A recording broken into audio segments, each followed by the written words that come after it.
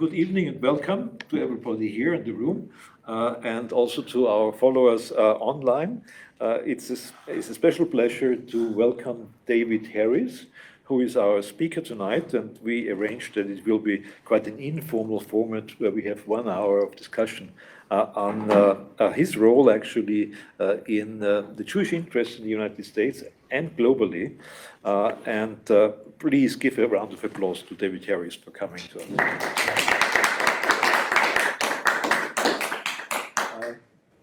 David Harris is a legend among American Jewry, at least I would say. Has been working for the American Jewish Committee altogether 40 years, around 40 years, and since 1990 as CEO, Chief Executive Officer of the American Jewish Committee. And a lot of people say he's more or less the Dean of American Jewry at the moment, with all his activities, and he is, I would call him, the main Jewish activist. But we are talking here not only about his role as far as American positions are concerned, although it's called U.S. Foreign Policy and Global Challenges, but I would like also to talk a little bit about his personal background and your family, which has a specific relation with Austria. Your father was Austrian and had to emigrate, was forced to emigrate to France, I understand, and later on to the United States. So the experience of your family regarding Austria has never been so positive, but still you are regularly returning to Austria. You actually was awarded just not long ago a High Austrian decoration, and you decided that you accept to become also an Austrian citizen. And that's only a few months ago that this was finalized. So how do you see Austria and its Jewish history? In very complicated terms. First of all, Ambassador Brix, thank you to you and to the Diplomatic Academy. I think we were discussing this is my third visit here, and I'm very happy to be back. Yes, my father was born in Budapest, but was raised here in Vienna. Relevant to the history is the fact that in 1938, he escaped after the Anschluss. He spent the war years partially in the Vichy labor camp, from which he escaped on the second attempt. And the rest of the war, he fought the Austrians. He was actually parachuted back into Austria by the OSSS. OSSS was the wartime espionage agency of the United States. And as I understand it, his job was to try and help persuade Austria to make a separate and earlier peace with the Allies than Germany. He was brought by the OSS to the United States after the war in the belief that he would be among those who would help set up a post-war intelligence agency for the United States, which eventually became the CIA. But I'm not going to take you year by year. Rather, I would just like to fast forward for a moment to, I believe, 1975. And I never actually learned this until after his death in 1998. In 1975, my father was invited to come back to Vienna, a city in a country that he detested. Please forgive me for my frankness, but a country which he believed had betrayed him in the 1930s, had obviously betrayed him during the war, and by hiding behind the Allied description of Austria as the first victim nation, had betrayed its history after the war. So he had no love for Austria, if I can put it undiplomatically, in the Diplomatic Academy.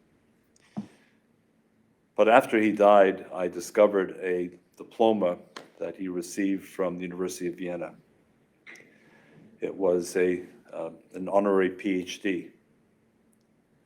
And it was for his research on the synthesis of the heavy hydrogen atom. So in the field of atomic physics. And it was for work that he had done from 1936 to 1938. Why is that particularly relevant? Because in 1936, Ambassador, my father was 16 years old. In other words, the work that he was doing at the university on atomic physics was done between the ages of 16 and 18 years old. And then after the Anschluss, like other Jews in Vienna, it was determined that they were no longer worthy of science and university education, but cleaning the streets and the boots of Nazi officers. To finish the story with my father and his own relationship to Austria, which is in a way important to understanding mine, in the 1990s, Austria set up a kind of Wiedergutmachung. And I tried to persuade my father to apply for it. And he refused. And his thinking was, this is blood money. And I don't want to make the conscience of Austria easier by accepting a few thousand or whatever the number was of shillings or dollars or euros. So I tried to persuade him, look, Dad, you're retired. Maybe it's better that you have the money than the Austrians have the money. So he finally agreed to apply. I think Hanna Lessing was the head of the National Fund. Yeah, she's still around. And she's a friend. So he went through all of the paperwork very reluctantly, and then he applied, and he was rejected. Rejected. So I still remember the phone call. He was living in California, and he said to me, you made me do this. You told me that it would work. And now, again, the fourth time, I'm betrayed by Austria. And he died. I'm not connecting the two, but he died. A few months after he died, Hanna Lessing either called or wrote to me and said, David, we've been trying to reach your father. We have good news. We made a mistake. He qualifies, of course, and we want to send him the money, and we have not been able to reach him. And I had to say to my friend Hanna, I'm terribly sorry, Hanna, but he died, and he died with all of the accumulated feelings about Austria unchanged. So I was not exactly an obvious candidate, Ambassador, to be an Austrian citizen. There was absolutely no reason. My wife and my 3 sons are all Italian citizens. It's a lot easier psychologically to be an Italian citizen for someone like me, not to mention the cuisine. But I began to see the changes in Austria, which I myself had first witnessed even while my father was alive, exactly across the street. I don't know how many of you in the audience know that Brahmsplatz is exactly across the street. And even if you know Brahmsplatz, I don't know if you know that number 3, Brahmsplatz, was a building filled with Jewish history for probably 20 years or more. Almost every single Jew who was able to leave the Soviet Union or the Soviet satellite states entered that building in order to register and to be processed and to begin the journey from the tyranny of the Soviet Union to the freedom of the West. And I myself had worked there. So I saw with my own eyes a different Austria than my father saw. But while he was alive, it wasn't enough. But later I saw in Austria, and in particular, and I don't wish to get into Austrian politics. American politics is complicated enough. Israeli politics is complicated enough, but I have to give special credit to Sebastian Kurz. With respect to the Jewish world, he opened a new chapter, both with regard to Austrian history, the contemporary Jewish community, the fight against anti-Semitism, and his declaration actually at the American Jewish Committee in Jerusalem that going forward, relations with Israel would be a matter of Staatsräson for Austria, something which Angela Merkel had said for Germany, but had never before been said. And in that new atmosphere, Ambassador, I felt it was time to close the circle, and I accepted Austrian citizenship. Well, on behalf of, I think, many Austrians, we have to thank you that you opened up to this different Austria that is there now, and that the Austria-Israel relations had their ups and downs due to domestic politics in Austria, mainly.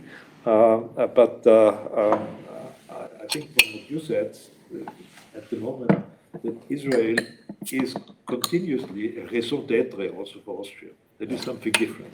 It is. The change came, as we all know already earlier, with the Waldheim affair and the consequences of the Waldheim affair, how the then prime ministers reacted to this discussion and how they started to accept the fact what Austria and Austrians did during that time. So the late 80s, early 90s were, I think, very decisive for this change. I think Chancellor Vernitsky deserves also a special shout out. On this, again, I'm not getting into Austrian politics, please, but on this issue, I think he took a big step forward. Yeah. And you also rightly remembered, I think, Bruno Kreisky, who was very active as far as the immigration of Soviet Jews is concerned. He had his problems in Schönau at one moment, and he did not exactly know how to respond to the fact that it was promised that all the immigrants through Austria would go to Israel. But this is already history now. Yeah, it happens to be, I think, very interesting history, but yes, it's history. Yeah. Golda Meir writes in her own autobiography that her meeting with Kreisky was one of the most difficult meetings and one of the most unpleasant meetings that she ever had in her own political life. And for those who may not know, that came after Palestinian terrorists had hijacked a train coming from the Soviet Union through Czechoslovakia, on which there were Soviet Jewish refugees. And the terrorists demanded that Austria close down Schönau Castle, the Schönau reception center for the Jews. And Golda Meir was in Paris at the time. She flew immediately to Vienna. She met with Kreisky. It was not a happy meeting, but the truth of the matter is the ending of the story was not as bad as it sounded. Yeah.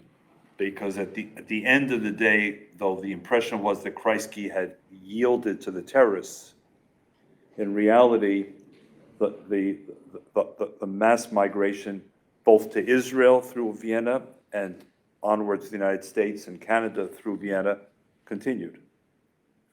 And so Kreisky is a complicated story for us for more reasons, as you know, Ambassador.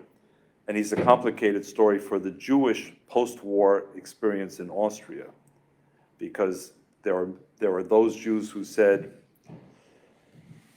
Austria, in a sense, exonerated itself in the belief that if it could live with a Jewish chancellor post-war, then what else did it have to explain or apologize for? This was the best redemption.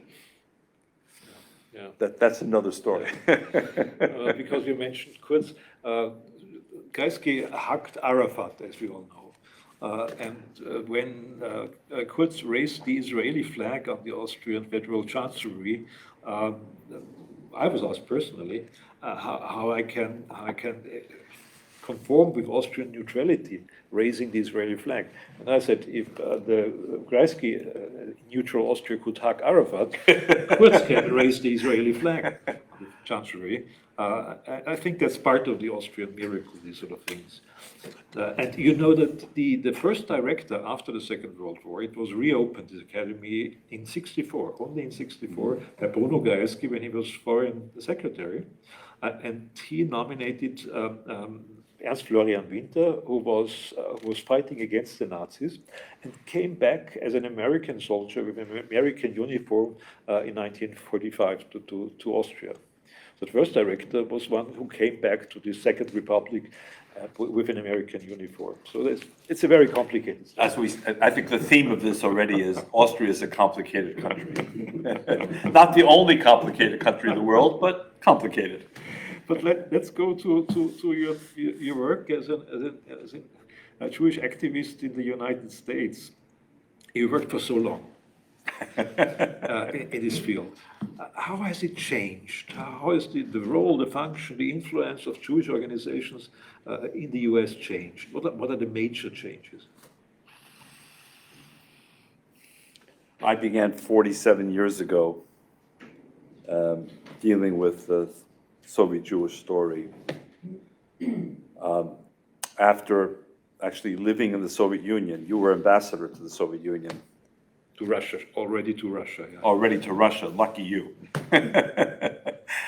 I was sent in 1974 as a product of détente, for those of you who remember the term, that resulted from the Nixon-Brezhnev engagement, and there were a series of exchanges that were created. So in 1974, I was one of 6 Americans invited to go to teach in the Soviet Union and to live on a Soviet teacher's salary, which was 6 rubles a day, I should point out. But it didn't matter because there was nothing to buy in the stores anyway. And they put me in a hostel. It was called a hotel, but the only other people in the hotel were refugees from the Spanish Civil War who were still living in the same building, joined by refugees from Allende's Chile, who had come the year before, and then there was me. Either way, I should just add parenthetically, while my father was born in Budapest and lived here, my mother was born in Moscow and was a refugee from Stalin, together with her family. So I can assure you, there was no love for Austria, but there was no love for Soviet communism or Chilean or Spanish communists who held on to the religion, all that. And then there was me and one other American. That's how I began my activism.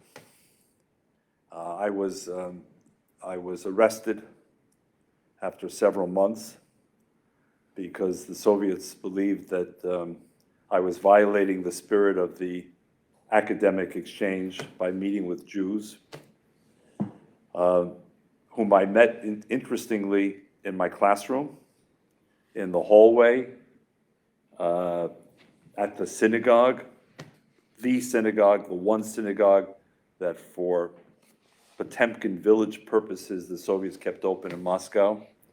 And after several months, the Soviets got tired of me and they arrested me and kicked me out on a plane to Helsinki.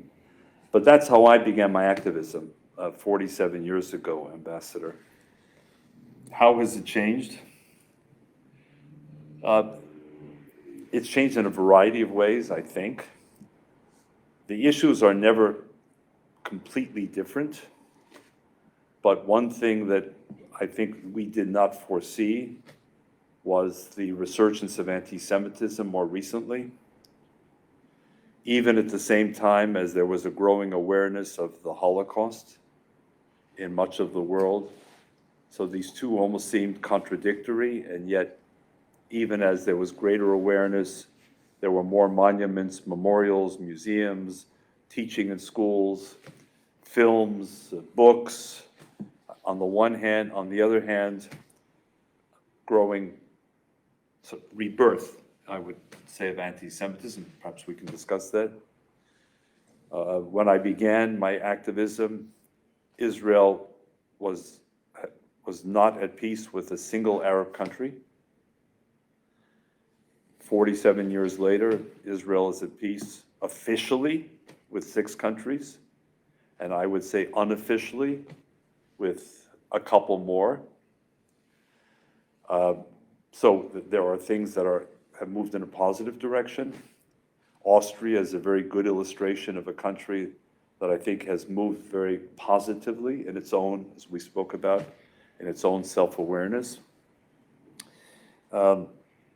There are negative trends as well. We can talk about them too. But as I plan my retirement after 47 years, I would say for me the biggest achievements of these 47 years for the activist community was the success in the Soviet Union. Again, many of you may know this. The ambassador lived in in Russia, but the word emigrazia, the word emigration, did not exist in the Soviet vocabulary. It's very important to understand that the hundreds of thousands of Jews who arrived in Vienna left a country whose essential doctrine was, why would anyone wish to leave the workers' paradise, the brotherhood of nationalities? And so they created a kind of rationalization for it, which they called repatriatia, repatriation to the Jewish homeland, to Israel. But I think the fact that we can speak about literally millions of Jews, not only who left, but who were not supposed to exist in the first place, Ambassador. Because over the decades, beginning with my mother's family, they were targets of cultural genocide. But at the same time, it was even Stalin who tried to create this image that there is a autonomous Jewish part of the Soviet Union, very much in the East. Yeah. But in a strange way, and I hope you'll accept the irony, Stalin, who wanted to essentially eliminate Jewish identity with the exception of this one little enclave in Birobidzhan, as it was called, Еврейская автономная область, the Jewish autonomous district or region, to which virtually no Jews would go, even though it was presented as Jewish autonomy. But why did he ensure Jewish continuity, though it was not his goal? Because of something in the Soviet passport, the internal Soviet passport, not the external, not the passport you would show to travel abroad, but the internal passport that everyone over the age of 16 needed for residence, education, employment, had something called Piatý punkt. The fifth line of the internal passport said nationalnost, nationality. And Stalin decided what all the Jewish rabbis have debated for 1,000 years: who was a Jew? And what Stalin said, and what became official Soviet policy, was that whether you want to debate are Jews a religion, a nationality, a people, he decided if your mother and your father are both Jews and they're listed in the passport as Yevrei or Yevreika, Jew, male, female, you're a Jew. If you come from a smieshny brak, a mixed marriage, and say your father is Jewish and your mother is Ukrainian or Russian or Armenian, you choose. But by insisting that the child of two Jews is Jewish, ironically, he kept alive Jewish identity, which, fast forward from the 1930s to the 1970s, when a few Jews in Soviet Georgia said to the United Nations, "Atpusti narod moy," let my people go, from the time of the Jewish exodus in the Bible, the same words. No one could deny they were Jews because their passport said Yevrei or Yevreika, Jew. So had Stalin declared that Jews are a fossilized religion who no longer should exist in an atheist country, and therefore Jews had to register as Russians or Belarusians or Ukrainians or Georgians, who knows what the Jewish world would have looked like. But thankfully for us, in a way, millions came out, a large number went to Israel. Germany became the fastest growing Jewish community in the world, which I think one can call, in a way, ein Treppenwitz der Weltgeschichte. Of all places, Germany. The United States received, we estimate, because there's no census data by religion, and we have no piatti punkt, we have no internal passport with nationality. We estimate as many as 750,000 Russian-speaking Jews who arrived in this modern, not my mother's wave, but in this modern wave. Canada, Australia, New Zealand. It's quite a story. And I think it's probably the best example for me of the success of activism. There have been some failures, and there have been some things in between, but to me, this is a happy ending story. Fast forward to the war in the Ukraine. Yeah. Are American Jewish organizations involved in the situation of Jews at the moment in Russia? The chief rabbi left for Jerusalem. Some rabbis stayed. The community doesn't know how to act to stay safe in Russia at the moment. There are immigrants again. Are you involved somehow? I'm very involved because my 6-year-old granddaughter made my Ukrainian bracelet in March, and I thought it would last about 2 or 3 days, exactly as Putin thought the Ukrainian army would survive. And here it is 6 months later, I've never taken it off, just like the Ukrainian resistance. We AJC are very involved, Ambassador. We went well ahead of Israel. Israel is constrained by some very, very difficult dilemmas, which I don't think can be easily dismissed. We were not constrained in the same way. So just as in 1991, we were the first Jewish organization in the world to call on President Bush to recognize the rebirth of Ukrainian independence. We were the only Jewish organization in the world in 2014 to open an office in Maidan during the revolution. And we became the first organization to fully support Ukraine. What's happened to the Jews?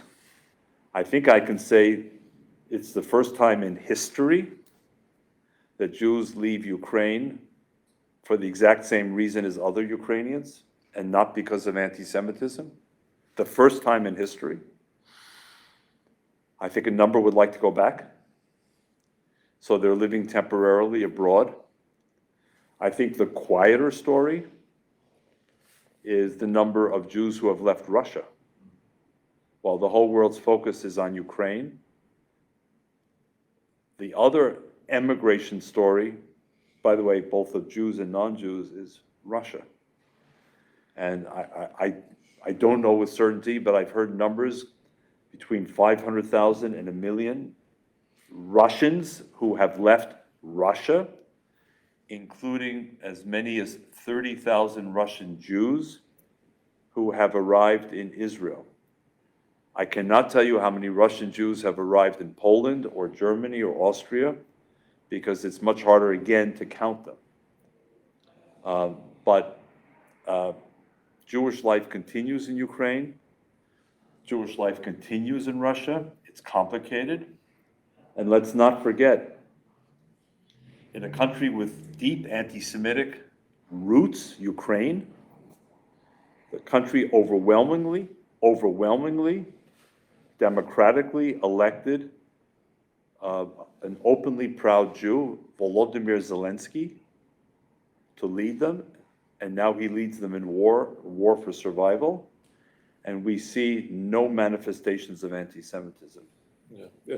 You're aware that the Russian Foreign Minister Lavrov I was about to say that. Please. was about to say this is anti-Semitism, what happens there, and genocide even. What the Ukrainians were doing, that's the reason for the special military operation. And actually, if the foreign minister of Russia says this without any hesitation, what does this tell you about Russia? Well, everything you need to know. We have said publicly, I'll say it again here, a denazification is needed. That's Putin's term, denazification. But where Putin is wrong, denazification is needed not in Kiev today, but in Moscow. And by the way, Sergei Lavrov, the foreign minister, also said, you may have heard it, that Hitler was Jewish, which may come as a surprise to anyone who knows something of the history of Hitler. And in effect implying that the Jews brought the Holocaust upon themselves. This from Sergei Lavrov, who allegedly is helping to lead a nation trying to denazify Ukraine. Something is wrong here. Yeah, but it's the old story of the so-called Jewish self-hate stereotype that is used sometimes. Yeah, well, Vienna has produced a few Jewish psychiatrists and psychoanalysts who I wish were still alive to be invited to the Diplomatic Academy to talk about that phenomenon. Well, absolutely. So let's leave Russia now. Good. Because you have been doing a lot of other things. I'm happy to leave Russia. As well, but not leave it fully.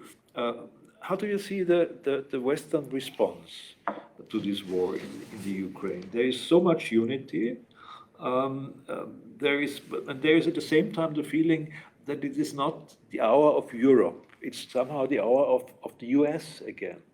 That the US is leading the Western response to the war in the Ukraine. Would you agree that this is a moment for the US again to tell the world that it should be a free one and a democratic one? So my answer to you is yes and no. It's a classic diplomatic answer. I think this is a moment for Western unity, which means Western multilateralism, which means maximum Western cooperation. But like every movement, you need a leader. It's not a collective leadership. And I think when it comes to Russia and what Russia understands, I think you need a highly visible role of the United States. And I have to say, and again, in a very nonpartisan fashion, I've publicly said more than once to American audiences, pray for the success of Joe Biden. And I don't care if you're an American, you're a European, you're a Democrat or Republican. I believe, we must get this right as a larger community, Ambassador. We cannot fail. If we get this wrong, I believe the implications will be felt for years and decades to come. This is not a passing moment. I think this is an inflection point. This is a defining moment. And I think it takes robust American involvement as a key element. So in an otherwise polarized America, where the two sides cannot agree if today is Monday or Tuesday, there is striking unity on this issue. I've been very impressed by Europe's response, though, may I add, in a nuanced fashion. I think we're witnessing what I would call the post-war evolution of Germany as one consequence of what we're seeing. This has not been an easy journey for Germany in particular, and that's clear even today. We've seen the decision of Sweden and Finland. May I add, two countries, that, especially Sweden, that managed comfortably to live with neutrality during the Second World War and the Cold War, make a massive strategic decision. And I see a recognition, which I think is, to me, profound, that many European leaders, and again, I have to begin in Berlin, completely and totally misunderstood and misread the situation and allowed a kind of delusional thinking to define their relationship with Moscow, a kind of modern-day Ostpolitik, a kind of conviction, almost a religion, that soft power, which included the construction of pipelines, not easily changed or moved, long-term contracts, generous trade, investment, could all not just manage, but shape the direction of relations between Europe and Russia. I think one has to say this. It's not comfortable. But I see in Europe many who now recognize that there were major strategic mistakes. And yes, it's the middle of a war, and it may not be the time for a historical reckoning, but that has to come as well. Who and what led those leaders to delude themselves into believing that this was the pathway to coexistence and prosperity from, at the time, from Ireland and Britain all the way across to Moscow and the Russian Federation. And lastly, Ambassador, with all of the impressive leadership, reimagination, partnership, leadership, I have to say I still worry about the possibility or perhaps even likelihood of Ukraine fatigue. I mean, the most obvious centrifugal force in Europe today is Hungary within the EU, if I can be so frank. Centrifugal meaning pulling apart. Right now, it seems to be Hungary, and outside the EU, Serbia. But with the passage of time, with the approach of winter, with higher fuel costs, with an extended war, with ongoing Russian efforts at disinformation, at exploitation of differences, at media manipulation, all of which are going on, especially in more vulnerable countries like Bulgaria, perhaps Austria, Italy, and elsewhere. Can we maintain this unity? And I would just add, I believe that to all of the challenges, whether it's food security, energy security, short-term and longer-term, there are answers. They're not answers like this from the store, but there are answers as long as we stick together. But if Russia succeeds in beginning to exploit the cracks with each passing month or two or three, then I begin to worry. And of course, we also now enter American election cycle. Will the Ukraine issue be a divisive topic or a unifying topic between two angry, opposing political parties? We'll see. I see. Well, you mentioned Austria, and certainly the cracks are there also in the Austrian public. The government holds together quite well on the Ukrainian side. And the interesting thing is that both in Germany and Austria, it's mainly the Green Party which It's has very strong. that has changed so much their imperative about how we should react to the war, the Russian war in the Ukraine. But you already mentioned that also in the United States this might become a divisive issue. When President Biden took office, we all expected that it would be about domestic issues. But it came in a different way now, and it may be the case that the bipartisan agreement on issues like Ukraine will not hold. Well, first of all, on Austria, we were near the Soviet monument to itself for the Освобождение Европы, the liberation of Europe, not far from here. That way. That way. Thank you, Schwarzenbergplatz.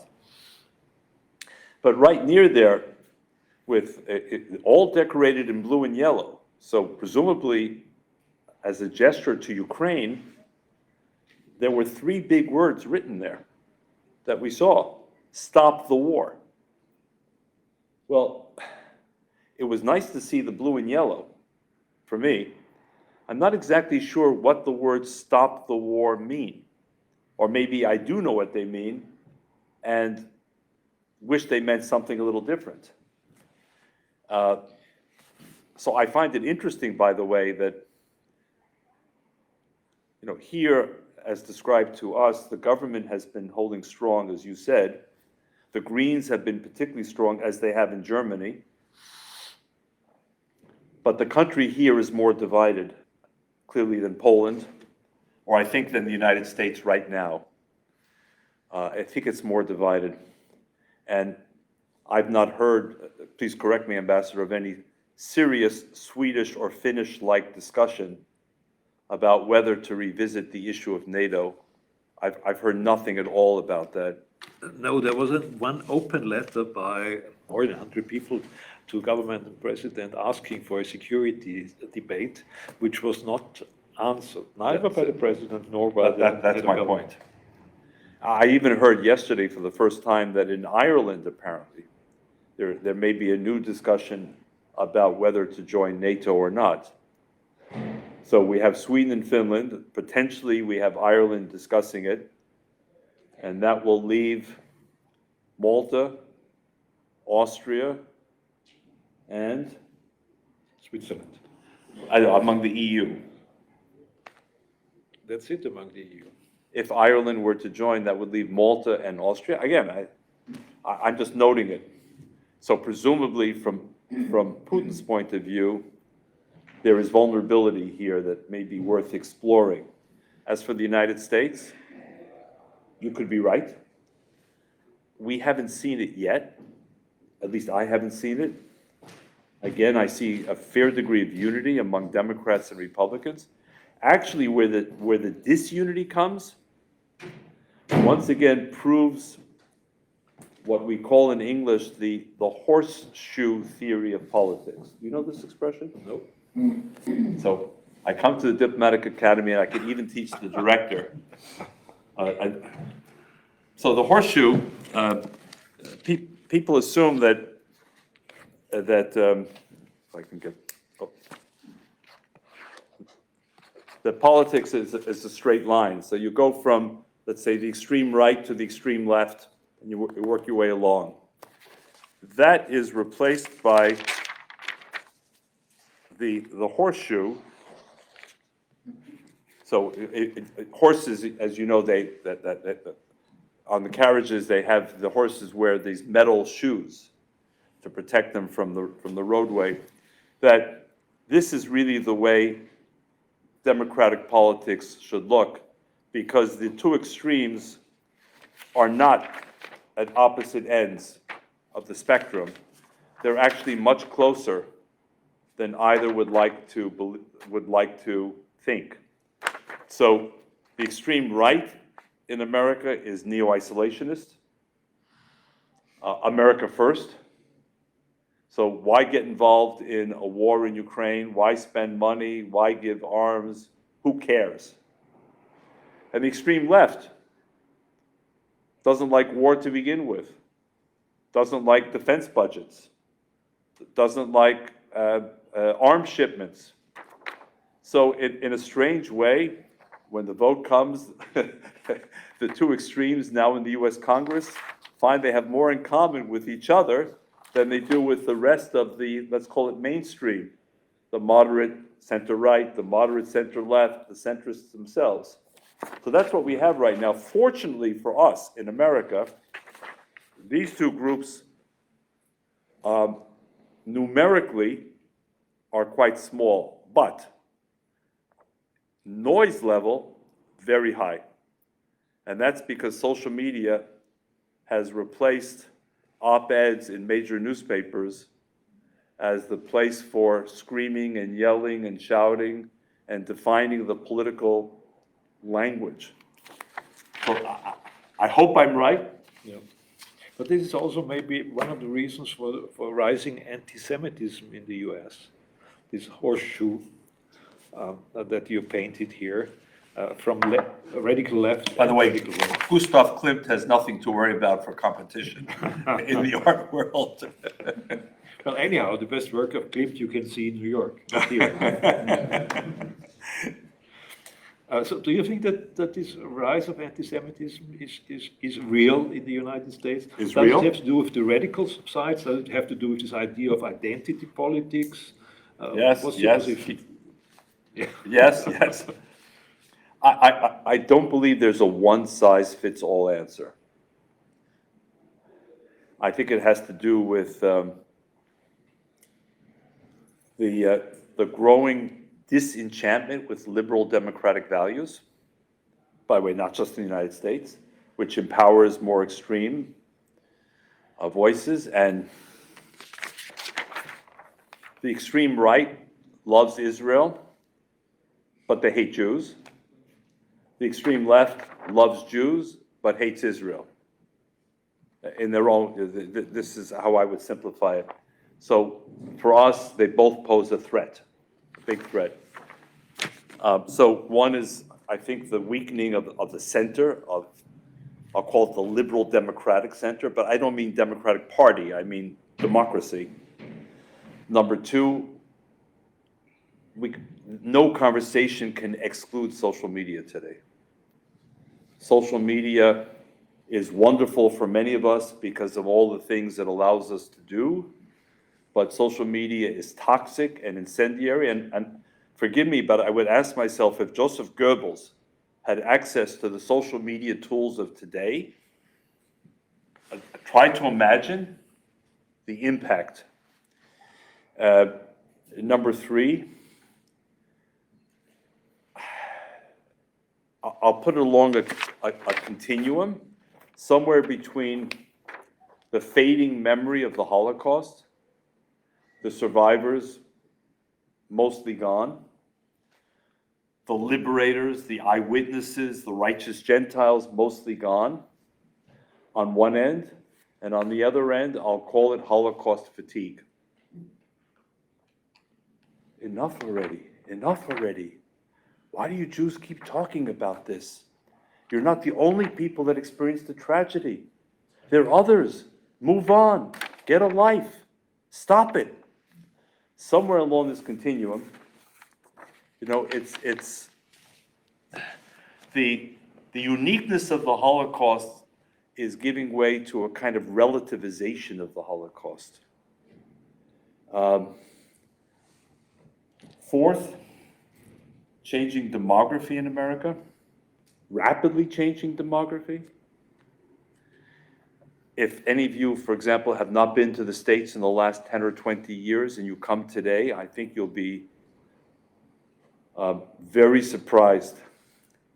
One of my sons works in a big hospital in New York where they have interpreting for over 180 languages, including, I was told, 8 dialects from the country of Guinea-Bissau alone. That's increasingly the new America. And that's fine. But from the perspective of teaching about the Holocaust, explaining who Jews are, we're right back at the bottom of the mountain. We're a kind of Sisyphean advocates. We were pushing up the American societal ladder, reaching out to Catholics and to the Protestant denominations and the Orthodox churches and the African American community and the Latino communities and the Italian community and the Greek community and the Polish community, and spending years and decades building bridges of understanding and cooperation. Now there's a whole new America. And we're starting again from scratch, and some, by the way, as you saw in Europe in 2015, but not only,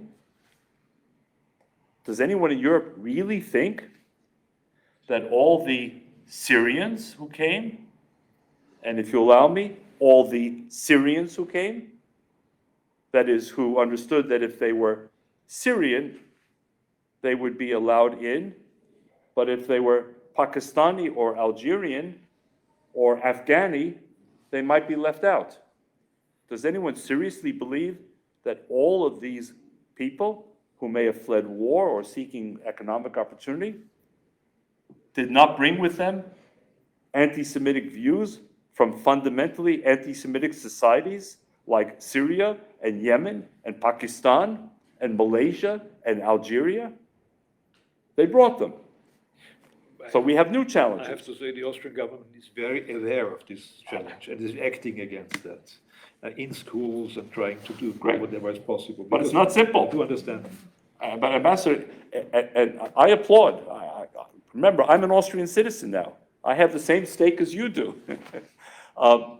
But if someone for a lifetime has been exposed to the belief taught in the mosque, in the madrasa, in the media, in the home, that Jews are inherently evil, or the children of, quote, apes and pigs, are responsible for every evil in the world, from COVID to economic collapse, to climate change.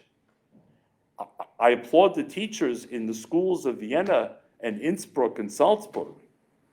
But what do the children hear when they leave the school and go back home or play with their friends? And what about countries that are less sensitive than Austria? What's going on right now in Malmö, Sweden? What's going on in neighborhoods like Molenbeek in Brussels? What's going on in the banlieue of Paris, Saint-Denis and elsewhere? So just as we thought that we had really reached a new modus vivendi, more, that's too formal. We had reached a new level of friendship, cooperation, understanding after millennia. In some respects we have, but in other respects we're starting again. And not so simple. And there is yet no Pfizer vaccine. But to change all this, we are already at the end of our discussion, but to change all this... I'm just getting started. The solution lies in the Middle East. Is that a question or a statement? It's a question. Am I Yes right? and no. I mean, yeah, yes. And here, many Americans don't want to hear it, many Europeans don't want to hear it, but I think credit has to be given to the Trump administration for what it achieved with the Abraham Accords. And by the way, again, a lesson for Washington, Brussels, Berlin, Paris. The Trump administration turned on its head conventional thinking about the Middle East. For years and decades, the sacred belief was you could not make a separate peace with the Arab countries until you achieve peace with the Palestinians. I heard it thousands of times in my 47 years. Mr. Harris, it's not possible. You can see John Kerry, the Secretary of State of the United States in December 2016. Did you see that video? He's sitting like this, but at the Brookings Institution, another think tank in Washington. And he doesn't wait for a moderator. He asks himself the question. You saw it? Yes. He asks himself the question, can we achieve a separate peace with the Arab countries without peace with the Palestinians? And his answer? 4 times. No, no, no, no. The Trump administration, the Inspector Clouseau of diplomacy, for those of you who know the Pink Panther series, these clumsy, crude, irrational, messianic bumblers come along and to John Kerry say, to your first no, how about the UAE? To your second no, how about Bahrain? To your third no, how about Morocco? And to the fourth no, how about Sudan? So we're going in the right direction. 6 countries, plus quietly a couple of other countries that are moving closer and beginning to cooperate with Israel in sensitive areas more actively. And that's huge. And that doesn't mean leaving the Palestinian issue behind. I want to stress that. But what the Arab countries understood was it's not ripe. And the Palestinian leadership of today is not ready. And they can no longer hold hostage their own national security concerns in the UAE and Bahrain and elsewhere. So that's the yes part. The more there's peace with more Arab countries, and maybe one day with Indonesia, and maybe one day with Bangladesh and Malaysia and Pakistan, the better. But you know very well, Ambassador, as do I, as does this city, that anti-Semitism has deeper and wider roots. And for a world that is desperately in need of scapegoats, of conspiracy theories, of targets, even if tomorrow Israel made peace with every Arab country, of course it will eliminate some of the anti-Semitism. But when it comes to COVID, and people need to find a quick target for why COVID, just as in the Middle Ages, Europe needed an explanation for Black Death or the murder of a child, and came up with blood libels, that Jews needed the blood of a Christian child to prepare the matzah for Passover. These are European inventions. Or the Inquisition in Spain and then in Portugal, or the expulsion of Jews from England for over 300 years, or the kidnapping of Jewish children in Bologna and their forced conversion to Catholicism.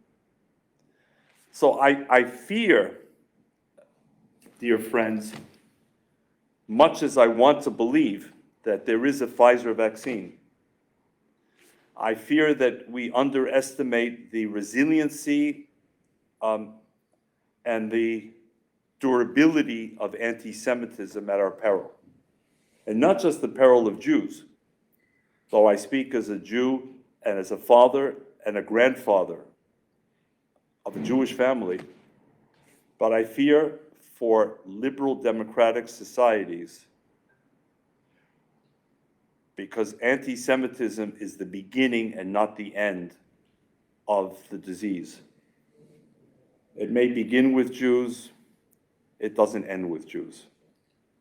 And ultimately, the target, I believe, is liberal democratic society as we know it in Austria and in Germany and in Italy and in Canada and in countless other countries. Not enough countries, but countless other countries. That's my fear, Ambassador. Yeah, that's true.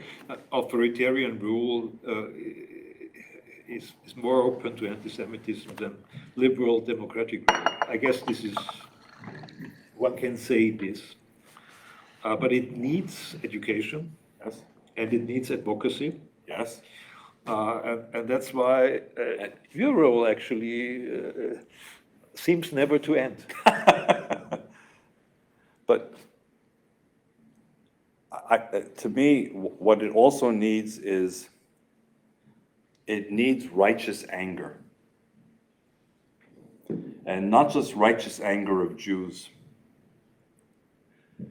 I learned today, some of you may know this, 22% of the entire budget of the Jüdische Gemeinde of Austria, 22% is spent on security. That's money that is not being spent on aging Holocaust survivors, or young Jewish children, or summer camps, or social services. 22%. Simply for 8,000 or so Jews in Vienna to be able to try and what? What? Go to a synagogue? Or send a child to a Jewish school? Or celebrate a holiday? 22%? So the righteous anger, I believe, can't only come from Jews. I think it should come from anyone who says this is unacceptable. And by the way, I, David Harris, on behalf of the American Jewish Committee, have said and will continue to say that the same is exactly true if for 22% of the African American budget spent in the United States on security, or 22% of the budget of the Muslim community in Austria. We're all in this together. This is the point we've been trying to make. What's the strategy? People say, what's the business plan? The business plan is when we all recognize that we're in this together. Governments, civil society, everyone who believes in liberal democracy, in openness, in otherness. When we all realize it and act together, they can't win. They can't win. But if our response is we tweet with thoughts and prayers and move on, or we include one lesson one day on the Shoah and move on, we're not going to win. Absolutely. We're not going to win. You're absolutely right about this anger of non-Jews. Righteous anger. I don't just mean angry anger. I mean constructive anger. That we do something constructive with it. We fight back. We build a society in which we affirm our values of pluralism and mutual respect. Whenever, and it happens too often, whenever a church is targeted in the United States with graffiti, with a violent attack, with an arson attack, I can assure you the American Jewish Committee is one of the first on the spot to help rebuild it, to help restore it, to help protect it. And it's both an unselfish act and it's a selfish act.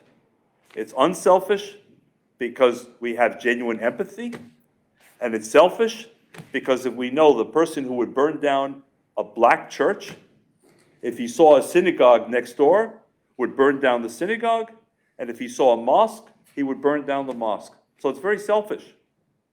We want to live. And America, and now Austria, I can say, happily. And yes, we haven't discussed much Israel, but certainly Israel are the last hope. We've tried tyranny, we've tried authoritarianism, we've tried monarchies. No, thank you. No, thank you.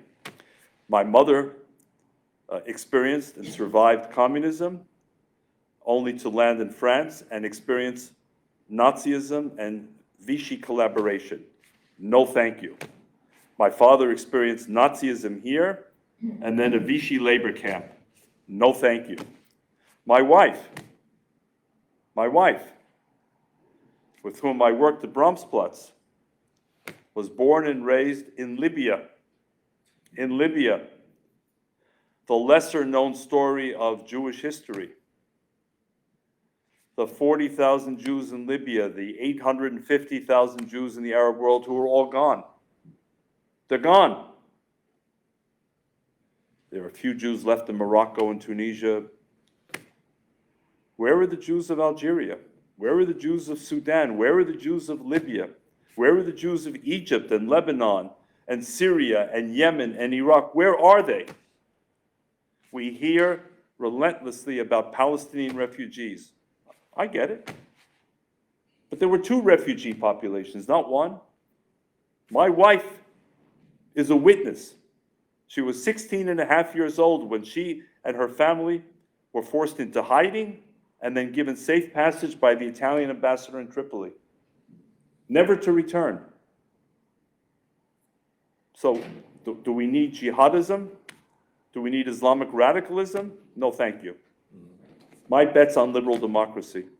Well, I guess one couldn't end better than saying we have to bet on liberal democracy, and that means that we have to act. Everybody has to act on this, and that this is a boat we are in together.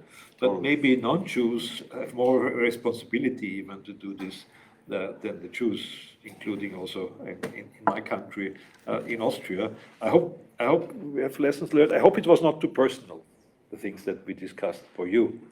But Americans tend to be more willing to be more personal more quickly. So that's the nature of who we are, sometimes too quickly. That's true. But now you are not only an American, you are an Austrian too. I'm an Austrian, and my wife is Italian, and my children are Italian, and my grandchildren are Israeli. So it's a beautiful mishmash of the countries I care about most: Israel, Europe, and the United States. David Harris, thank you for sharing this hour with us.